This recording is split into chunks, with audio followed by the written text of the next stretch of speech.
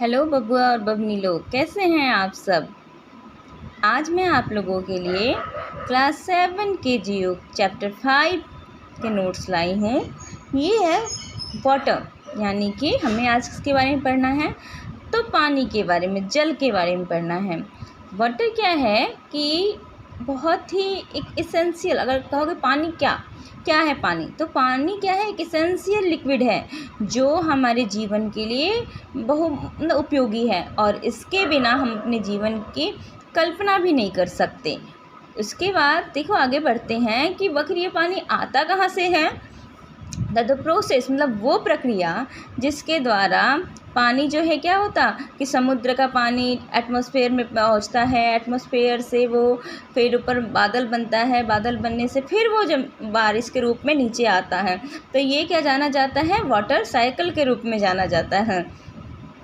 अब ये पानी जो है इसका मेजर सोर्स कहाँ है, स्रोत कहाँ है से है, तो रिवर, पॉन्ड्स, स्प्रिंग, ग्लेशियर, ये सारे इसके मेजर सोर्सेस हैं। इसके बाद क्या है कि डिस्ट्रीब्यूशन ऑफ वाटर बॉडीज, इन पानी का डिस्ट्रीब्यूशन कैसे होता है, तो पूरे पानी का, पूरे जल का 97.3% क्या है, खारा पानी है। इसके बाद से 2% बर्फ़ में के रूप में पाए जाते हैं। अब बची क्या बात, यानी कि 1% से भी कम पानी, जिसमें से 0.68% क्या हो गया, ग्राउंड वाटर, यानी कि जो हम लोग कुएँ खोदते हैं, नलके खोदते हैं, समरसिबल वगैरह सब इसी के अंदर आता है। इसके बाद 0.009% फ्रेश वाटर लेक, यानी जो आपने झीलें देखी है ना, वो हो गया, समुद्र देख लिए आपको, नदियाँ वदियाँ वो सब हो गए। फिर है साल्ट लेक्स हैं, नमकीन का झील जो होती है वो 0.009 एटमॉस्फेयर, यानी हमारी हवाओं में जब आर्द्रता जो पाई जाती है वो हो गया 0.0019। और रिवर्स यानी जो नदियाँ हैं वो कितने परसेंट है, तो 0.0001%। अब आया क्या, ओशियन सर्कुलेशन, यानी कि जो हमारे महासागर हैं उनके बारे में कहा जा रहा है कि ये कितने क्या है, ये इसको बता रही हूँ कि कितने कैटेगरी में बांटे जाते हैं, तो वेव्स, टाइड्स एंड करंट्स, ये 3 कैटेगरी में बांटे जाते हैं। इसके बाद क्या है कि वेव्स क्या है, जब पानी जो है क्या है, पानी जो है वो समुद्र, जो महासागर के सतह से ऊपर तरंग के रूप में ऊपर उठ के और नीचे गिरता है, वो क्या कहलाता है, वो वेव्स कहलाता है। सुनामी के नाम आपने सुना होगा, सुनामी भी एक वेव्स के कारण ही हुआ था। ये इस समय में जो इसकी जो तरंगों की स्पीड थी ना, वो 150 मीटर ऊंचा उठा था ये, और उसके बाद नीचे आया था। तो इस समय इसकी स्पीड कितनी थी, 700 किलोमीटर की स्पीड थी इसकी। ये कब आया था, हमारे इंडिया में 2004 में आया था।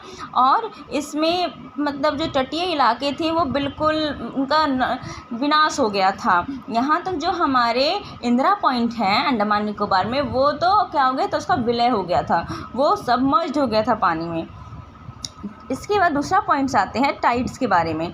टाइड क्या है, तो जो रिथमिक रेज, यानी कि rhythmic rise and fall of ocean water, जो हमारे समुद्र महासागरों का जो पानी है वो क्या कहा जा रहा है कि एक दिन में ऊपर उठना और उसका नीचे आना, ये होता है, तो इसे क्या कहलाता है, टाइड कहलाता है। टाइड 2 प्रकार के होते हैं, निप टाइड और स्प्रिंग टाइड। निप टाइड के समय में क्या होता है कि सूर्य के सीधे, किसके सीधे में होता है, तो पृथ्वी के सीधे में होता है, और चंद्रमा फिर अलग, ये मतलब 90 डिग्री के एंगल के रूप में बनाते हैं।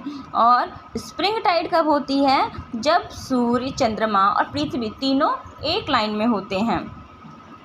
इसके आगे है ओशियन करेंट्स। ओशियन करेंट्स कैसे होते हैं, ओशियन करेंट क्या है कि are streams of water following concentratedly on the ocean surface in different direction, यानी कि एक निश्चित दिशा में ये महासागरों के सतह से होते हुए वो पानी बहता है।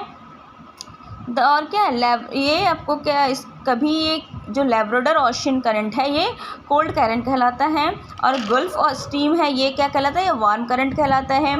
इसके बाद क्या है, areas where warm and cold current दोनों जो मिलते हैं जहाँ पे, वो क्या कहलाते हैं, एक्सपीरियंस फॉगी वेदर। वहाँ का जो वेदर होता है वो क्या हो जाता है, कोहरे कुहासे वाला धुंधला वेदर हो जाता है। तो मैंने इस चैप्टर के इम्पोर्टेंट पॉइंट को आप लोगों के सामने रखने की कोशिश की है, इसे क्लियर करने की कोशिश की है। उम्मीद है आप सभी इसे समझेंगे और अच्छे से इसको तैयार कर पाएंगे।